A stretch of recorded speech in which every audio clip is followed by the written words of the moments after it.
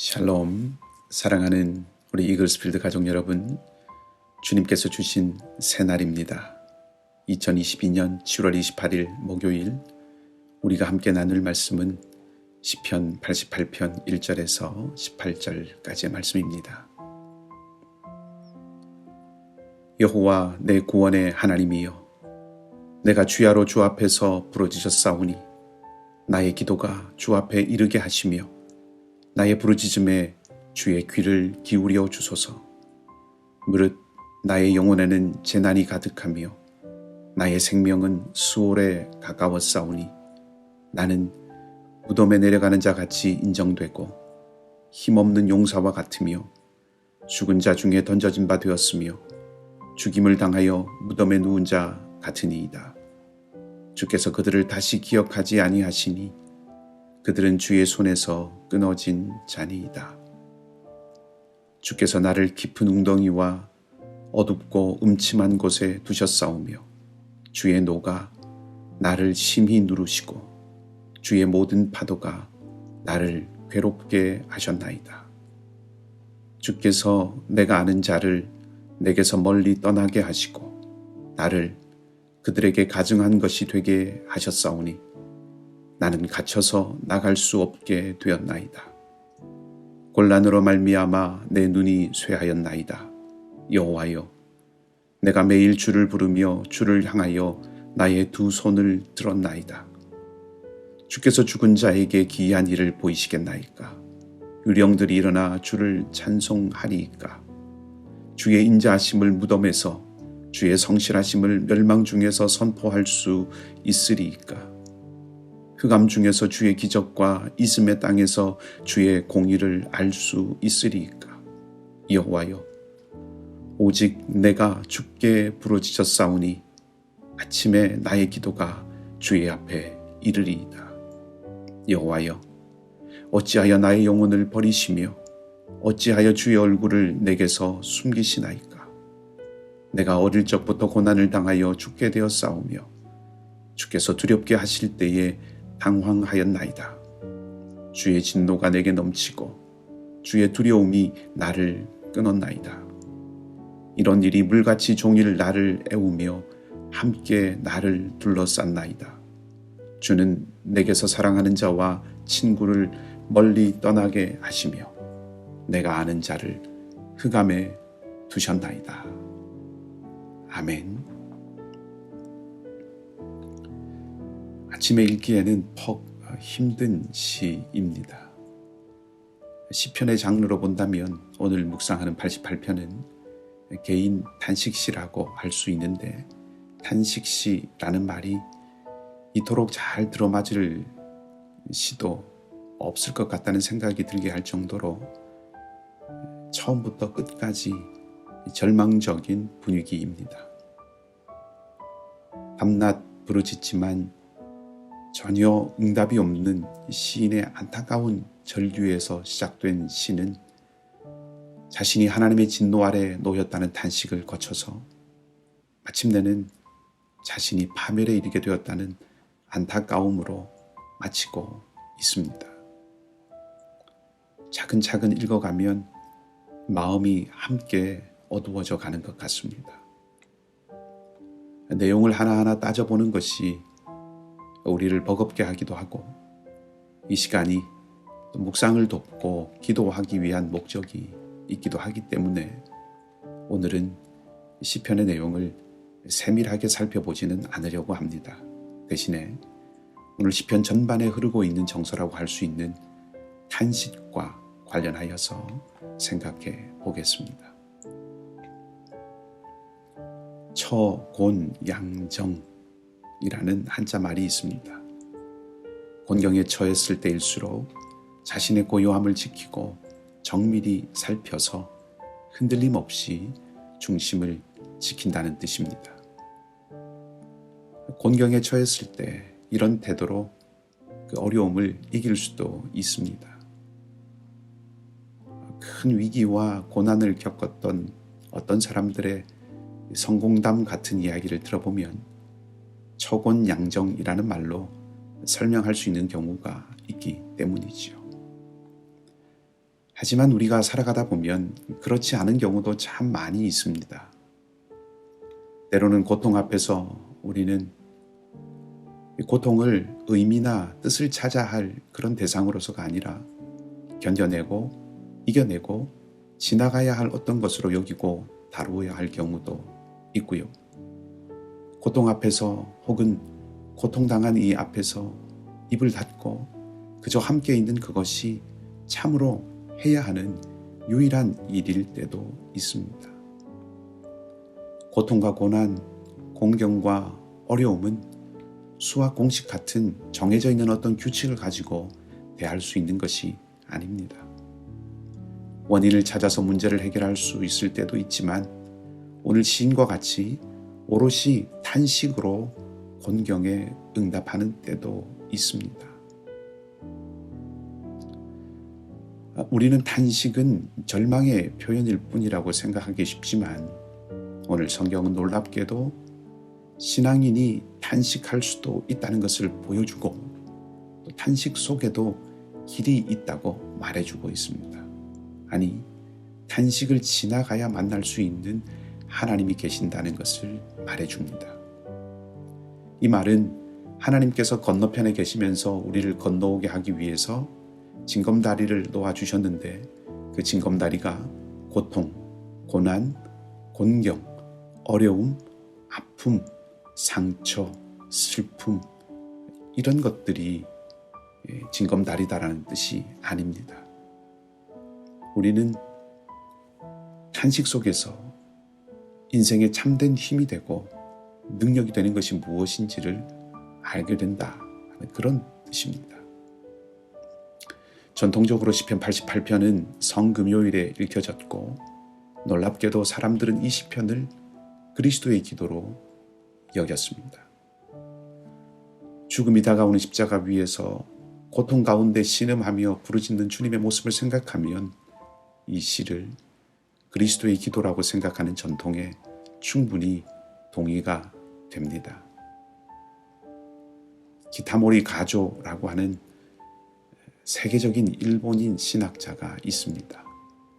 그분의 책 하나님의 아픔의 신학이라고 하는 것을 보면 종교개혁자였던 마르틴 루터를 인용하면서 신앙은 숨어 계신 하나님을 믿는 것이라고 쓰고 있습니다. 왜냐하면 숨어 계신 하나님이야말로 하나님이 사랑이심을 가장 잘 드러내주고 하나님은 당신의 아픔으로 우리의 아픔을 품어 회복시키시기 때문입니다. 예수님께서 십자가에 달리셨을 때 하나님은 숨어 계시는 하나님이셨습니다. 십자가에 달리신 예수님을 건지시거나 구하시기 위해서 능력을 보이시거나 힘을 드러내지 않으셨습니다. 자신을 계시하지 않으셨습니다. 사람들의 눈에 감추어져 계셨습니다. 그 속에서 주님은 하늘을 향해서 부르짖으셨습니다. 숨어 계시는 하나님은 무기력하고 아무것도 하지 않으시는 하나님이 아니십니다. 예레미야의 표현을 빌자면 창자가 끊어지는 아픔을 느끼시는 하나님이십니다. 당신의 아들이 십자가에서 절규할 때 그 소리를 아파하며 다 받아들이시는 하나님이셨습니다. 기타모리 가조는 이렇게 썼습니다.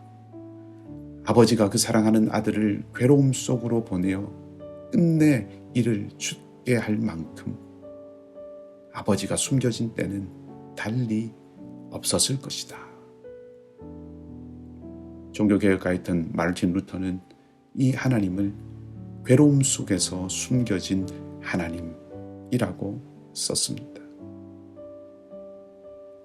이 하나님을 본받아서 하나님을 섬기려고 아들 이삭을 죽이려 했던 아브라함의 비극적이고 역설적인 모습을 생각해 볼 수 있습니다.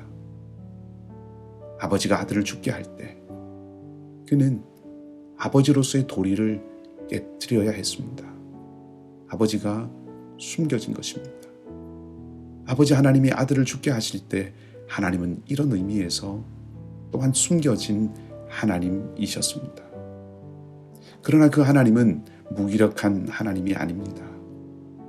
십자가는 하나님이 아픔으로 자신을 숨기신 자리였지만 그 자리는 놀랍게도 우리의 아픔을 가져가신 자리가 되었습니다. 오늘 시인도 오롯이 탄식하지만 그러나 탄식이 그저 땅으로 꺼져드는 한숨이 아니라 하나님을 향하고 있습니다.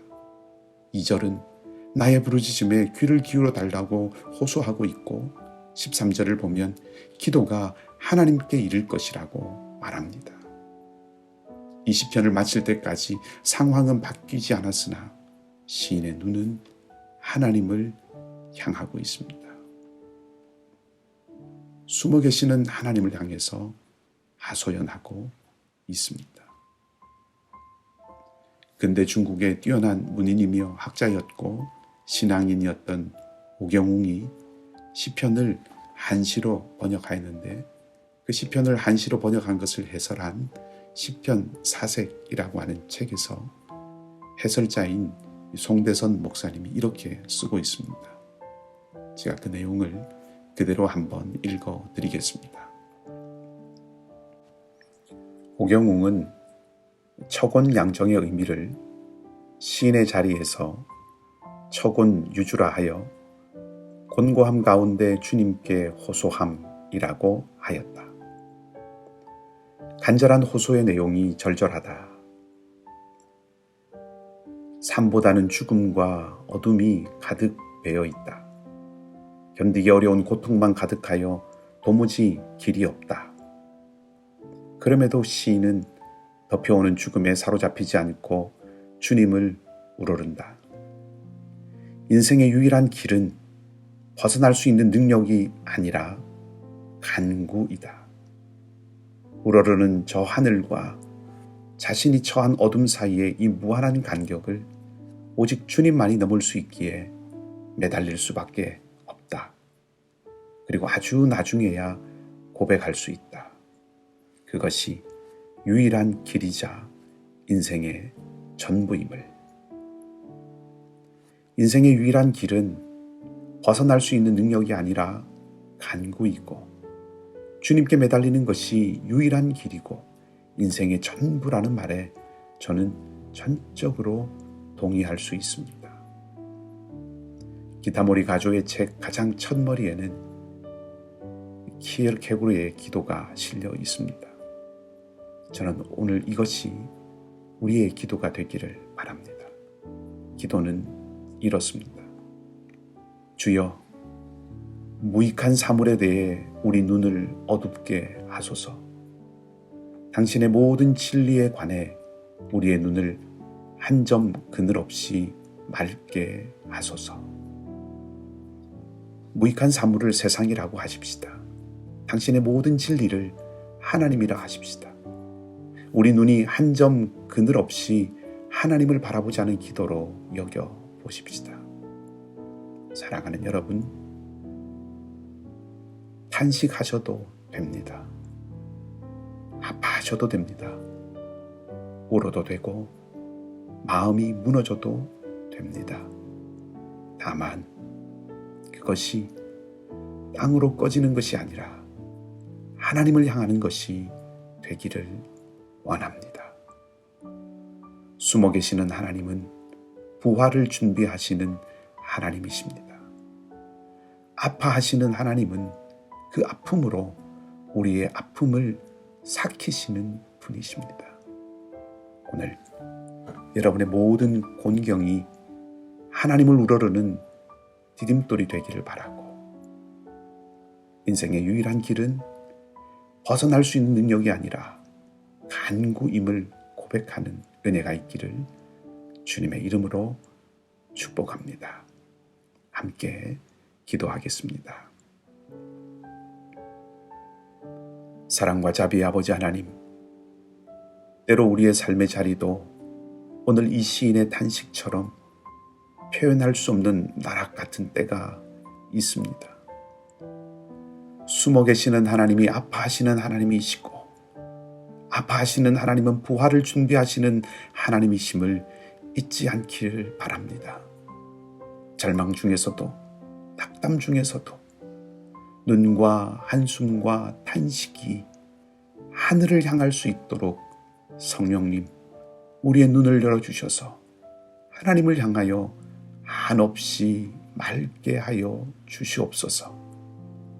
연약함 가운데 있는 사랑하는 주의 백성들의 한숨과 신음을 들으시고 주님의 눈물을 보여주시고 시인의 확신처럼 우리의 기도가 아침에 주님 앞에 이를 것을 소망하며 한 걸음 한 걸음 내디딜 수 있는 우리 모두가 되게 하여 주시옵소서. 도미니카 단기선교팀과 오늘도 함께 하셔서 은혜의 복음의 말씀을 나누는 모든 자리마다 기쁨과 회복의 역사가 나타나게 하여 주시옵소서. 모든 것을 주님의 손에 온전히 맡기며 좋으신 주님 예수 그리스도 이름으로 기도하옵나이다. 아멘. 말씀을 기억하고 기도하시기 바라고요. 오늘도 주님과 함께 동행하는 복된 하루가 되시기를 주님의 이름으로 축복합니다.